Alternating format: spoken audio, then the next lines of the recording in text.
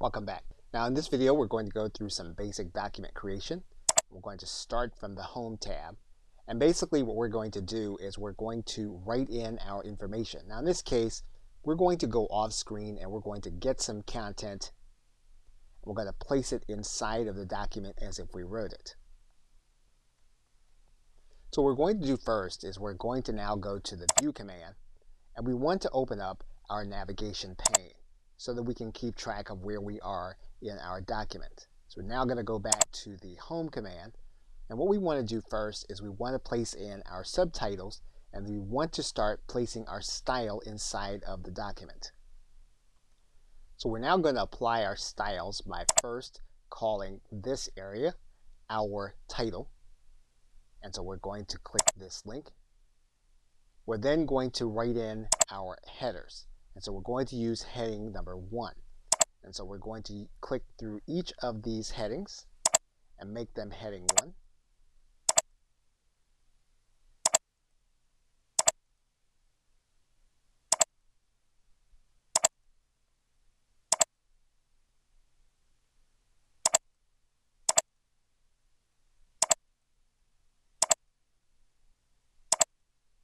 We're going to insert an image. And so we're going to come down into this area, and then we're going to insert an image from an online picture. So we're going to click this link, and we're going to put in this image and click insert. Once we do that, we're going to size it down, and then we're going to center this image. And we're going to do that in the Home area by clicking the Center Justify. Now one of the things you might notice is that when we try to center justify, we're justifying the entire paragraph here. That's not what we want to do. So what we're going to do is we're going to left justify. We're then going to look at the properties of our picture. So what we're going to do is we're going to click this picture button. We're then going to look at the layout. You're going to notice then that we don't have horizontal alignment available to us. So we're going to look at the advanced. We're going to click this button that says top and bottom. We're going to click OK.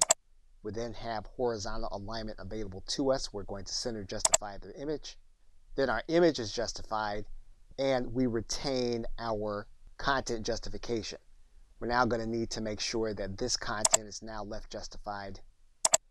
We're going to now use our linking command.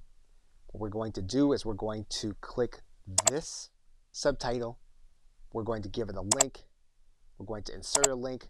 We're going to put it at a specific place in the document, and we're going to have it go to this area.